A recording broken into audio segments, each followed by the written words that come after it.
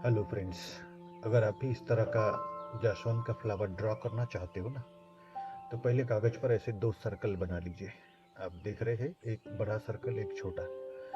बड़ा सर्कल आप उतना बड़ा बना लीजिए जितना बड़ा आप फ्लावर बनाना चाहते हैं, और छोटा सर्कल उसमें हमको उसकी एक पत्ती बनाने की है, जो मैं बनाने वाला हूँ। आप चाहे तो दो पत्तियां भी बना सकते हैं। और ये सर्कल बड़े फेंट होने चाहिए, बहुत मुश्किल से दिखने वाले, क्योंकि बाद में हमको उनको मिटाना होता है कि नहीं, इसलिए। और सर्कल बना लेने के बाद में अब आप देख रहे हैं, जैसे मैं धीरे धीरे पंखुड़ियां बना रहा हूँ ना सर्कल के अंदर, वैसे पंखुड़ी बना लीजिए। पंखुड़ी ने अपने सर्कल को टच नहीं करना चाहिए, क्योंकि बाद में हमें सर्कल मिटाने का होता है, इसलिए टच मत करने दीजिए, क्योंकि सर्कल मिटाएंगे तो पंखुड़ी भी मिटेगी। और एक बार आप इस तरह से पंखुड़ी बना लेते हो तो फिर बाद में आउटर सर्कल को आप मिटा दीजिए। अब आपके पास में एक परफेक्ट साइज का जो है फ्लावर जो है जास्वंद का तैयार हो गया है। और सबसे पहले मैं अब ये जो कर रहा हूँ, उसकी जो छोटी सी एक डंडी निकली होती है जिस पर उसके पराग लगे होते हैं ना, उसके लिए मैं ये बना रहा हूँ। और अब उसका नीचे का डेट जिसको बोलते हैं हम मराठी में, हिंदी में क्या बोलते हैं मुझे पता नहीं दोस्तों, वो बना लिया। और अब छोटे सर्कल में आप छोटा सर्कल देख रहे होंगे कि वो एक तरफ से क्लियर दिख रहा है, दूसरी तरफ से नहीं, है ना, क्योंकि दूसरी तरफ से अभी जो मैंने ड्रॉ किया है कुछ इस तरह से करना होता है।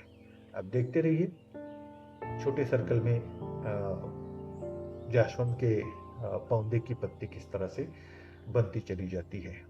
अब एक हमें एक रफ जो है फ्रेमवर्क मिल चुका है अपने ड्राइंग का। इसके लिए मैंने हार्ड चारकोल का उपयोग किया है। और अब देखिए, हार्ड चारकोल वाली पेंसिल से उस पत्ती को मैं सही रूप, सही आकार दे रहा हूँ। इस तरह से ट्विच देना है आपको, क्योंकि जास्वंद की पत्तियां ऐसे ट्विच वाली ही होती है, मतलब झिल्लीदार, ऐसा भी उसको बोल सकते हैं। धीरे धीरे आगे बढ़िए। इसमें सब्र जो है ये बहुत इंपॉर्टेंट चीज़ है। आप ड्राइंग करो, पेंटिंग करो, स्केचिंग करो या फिर पोइट्री लिखो, तो उसमें सब्र बहुत इंपॉर्टेंट चीज़ है। अब आप देख सकते हैं कि ये जासवंद के पत्ती की तरह लगने लगा है। उसकी नसें जो है अब हमें निकालनी है। इस तरह से अंदर से पहले लाइन खींच लीजिए, और एक पैरेलल लाइन इसको ड्रॉ करनी है हमको, पैरेलल ही चाहिए ताकि नस की तरह दिखे। और बीच में की जो अभी उसकी नसें होती है, जितने ट्विचेस उसमें दिख रहे हैं ना आपको, झिल्लियां दिख रही है, उतने लाइनें आप इस तरह से खींच लीजिए। और देखिए पत्ती जो है जासवंद की जासवंद के पत्ती की तरह दिखने लगी है। अब इधर जो हमने रफ वर्क किया है उसको हम पूरा करते हैं। इस तरह से जो डंडी निकाल कर पराग उस पर दिखाने का हमने सोचा था ना, तो ये डंडी इस तरह से दो पैरेलल लाइनें खींच लीजिए, और पराग के कण उस पर लगे हुए हमको दिखाना। ये बड़ा सब्र का काम है दोस्तों। मैंने तो इसको मतलब टाइम लैप्स के साथ में आपको दिखाया है, इसको समय लगता है।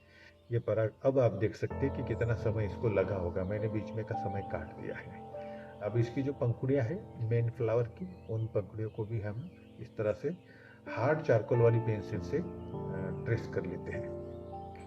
ये जो चारकोल वाली पेंसिलें है, उसमें से हार्ड वाली पेंसिल जल्दी फैलती नहीं है, जितना चाहिए उतना ही फैलती है। सॉफ्ट वाली लेंगे ना तो कभी टच हो गया अपने हाथों का, उंगलियों का, तो उसका ब्लैक वाला ये जो है इधर उधर फैलने लगता है।